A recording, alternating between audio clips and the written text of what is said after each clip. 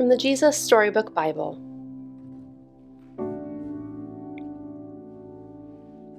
A little servant girl and the proud general. Naaman was a very important man in a very important army of a very important country. So you see, he was very, very, very important. But Naaman was sick. He had leprosy, which is a nasty thing that stops you from feeling anything. Bits of you fall off without you noticing, like bashed fingers and squished toes. Ugh. It might sound funny, but it wasn't.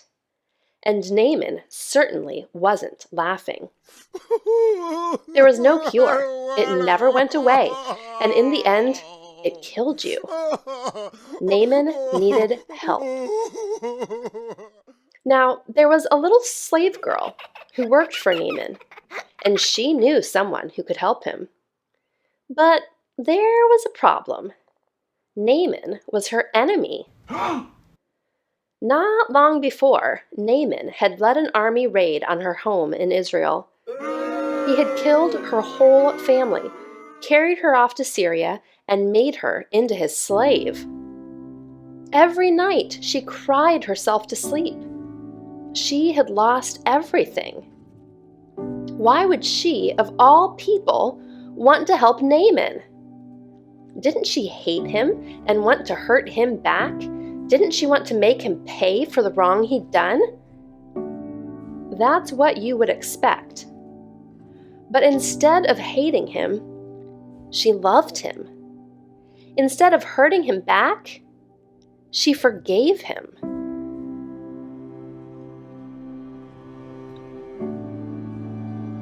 I want Naaman to get well, she said to her mistress. There's a man in Israel called Elisha who can heal him. I'll go, said Naaman, loading up his wagons and putting on his flashing armor.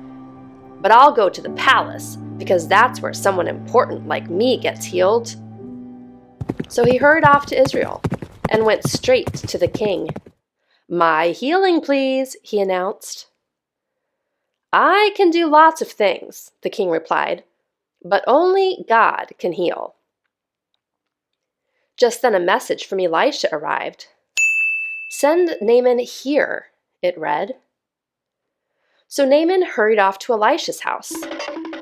But Elisha didn't even come out and greet him. He just sent a servant instead. Doesn't Elisha realize who I am? Naaman thought.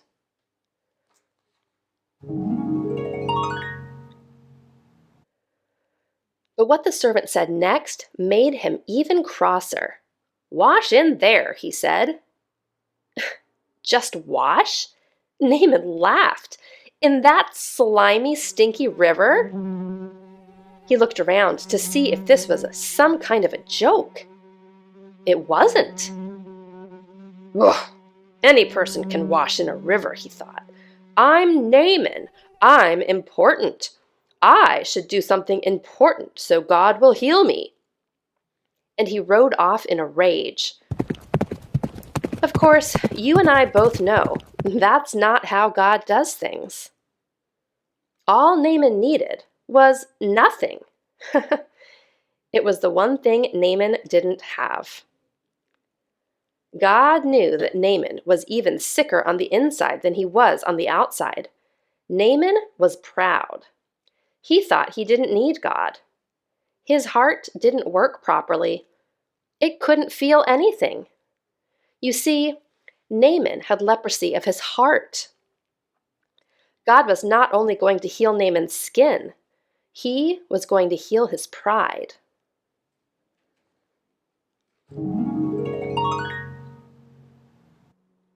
Naaman finally agreed to wash in the river, and instantly his skin became smooth like a baby. Naaman wanted to pay Elisha. God healed you. You can't pay, Elisha said. It's free. And so it was that a very sick man was healed, all because of a little servant girl who forgave him. God knew sin was like leprosy. He had stopped his children's hearts from working properly, and in the end, it would kill them. Years later, God was going to send another servant to forgive as she did, to forgive all of God's children and heal the terrible sickness in their hearts. Their hearts were broken. But God can mend broken hearts.